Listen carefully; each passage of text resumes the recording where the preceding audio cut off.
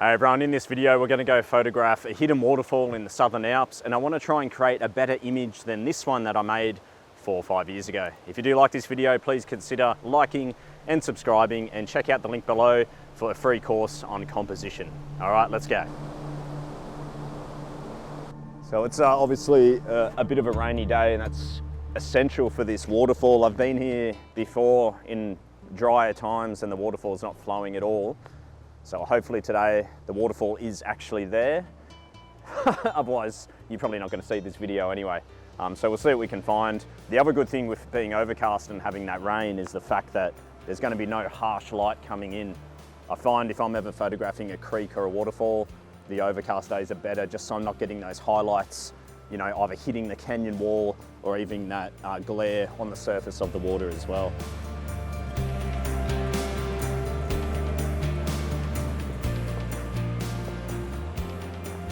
All right, looks like we're in luck. Looking down, I can see there is a bit of the waterfall there. Admittedly, it's not the heaviest flow, but it's something that's going to break up those dark tones and give us some subject matter. And the creek is flowing really good as well. Let's go get down there.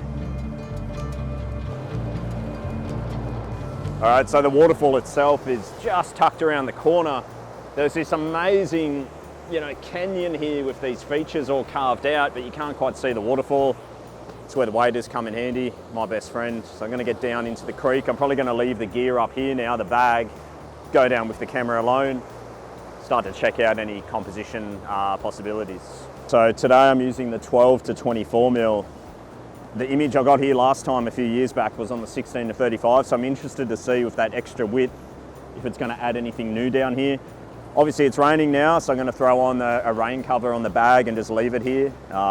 In the past, I've definitely not bothered doing that. Then you come back to a drenched bag, so I'll chuck the cover on too, and we'll head on down. I'm also going to get out actually a towel to throw over the camera.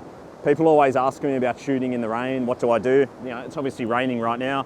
I simply just cover up the camera with my big towel, microfiber towel, and I just keep it covered. And then when I'm shooting, I just get into it, back and forward. Eventually the towel gets saturated, but you bring a second one for that reason.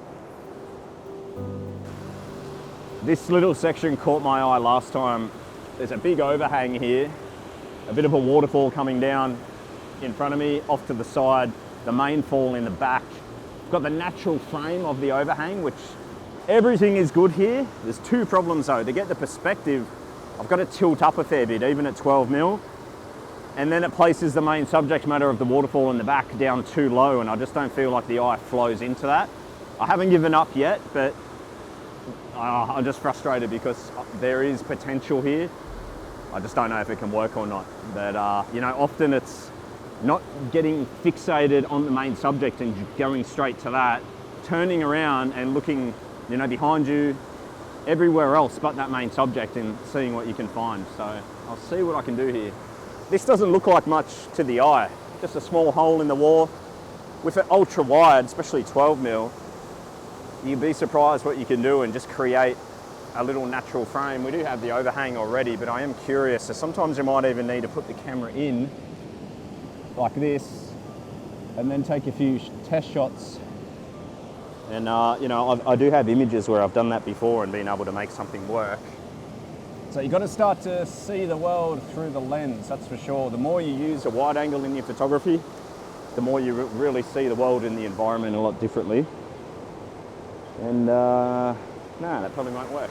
It's worth trying though. I'm giving up on that overhang. It's really lacking that lower portion of the frame. I'm going to start looking now at the creek and see what I can find down here. What I like to use when I'm photographing a creek is the white cascades. So I'm getting drawn to those. The challenge at this location is that a lot of the white cascades are pulling us a little bit further away from that waterfall. We'll see. There's some foam over here which is flowing along. That could look good with a long exposure. It's a challenge.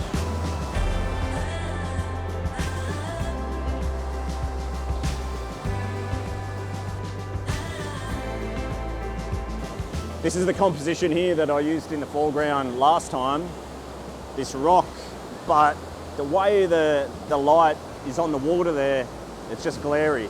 Obviously a polarizer can help with that, but I just feel like that rock is actually distracting from the back of the frame. I'm looking at this foam now that's swirling along the surface, and I know in a slow shutter that could do something interesting for us, so we'll find out. But I definitely can't go too much further this way because I lose our waterfall back there.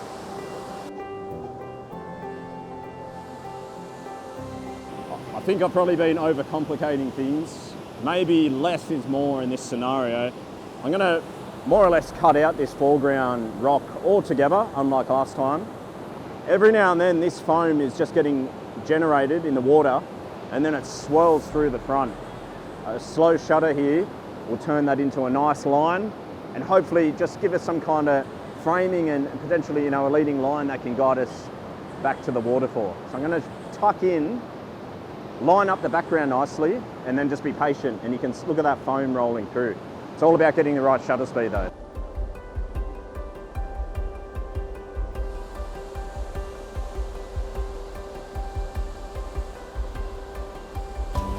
This perspective here, it's so close to where I was last time, but I think I can tidy it up. I'm utilizing the edge of the rock as a subtle, natural frame, but it's subtle. It's not standing out like before. Here comes the foam. So let's see now if I can get that as a drift through. You get some interesting texture. And there's a slight reflection on the water from the waterfall, which with the slow shutter, it looks quite nice. Just a waiting game, getting that right amount of foam in conjunction with the right shutter speed. No doubt some of you are watching saying, how's he doing these slow shutters without a tripod? I can pull off a pretty slow shutter here, especially if I'm sitting down, probably even half a second. If that's not enough, I'll simply slow it down further and blend in that longer exposure into a faster exposure. So even if the 1 or 2 second exposure is soft on the rocks, I'll take that faster frame and then use those two later on. So a bit of work just blending it together, but I much prefer the freedom here than going and carrying a tripod in. This allows me to move quickly and operate without it. I tell you what, these raindrops have just been absolutely brutal on this lens.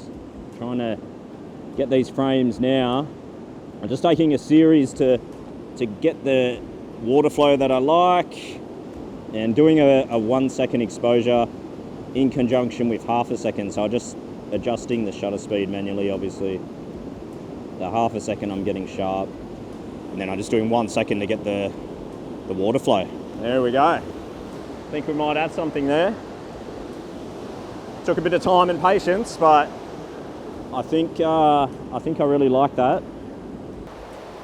All right, I think I'm gonna call it a day. I'm definitely liking this image more than my previous attempt. I gotta admit, I still think there's a better image there, and I really think it'll come down to the conditions. Maybe in summer when the sun's higher, getting some light flooding down. So I feel like this is one that I'm gonna return to for many years to come, but for now, definitely happy to put this one in the portfolio. With that image itself, it's a single exposure, got that water slicking through the middle. The real challenge was getting the height and just being patient, waiting for that foam and then combating those raindrops. But I think we got there in the end. We'll have a look at the image now. All right guys, thanks for coming along on this one. If there was any major tip to take away, it would be to maybe look at your subject, look at the environment through the lens. Particularly when you're first starting out, you're not going to be used to doing that. The way the lens views the scene is so different to the eye. And then the more you do it, the more intuitive it will become and you'll start to see those little frames everywhere. Anyway, thanks for viewing.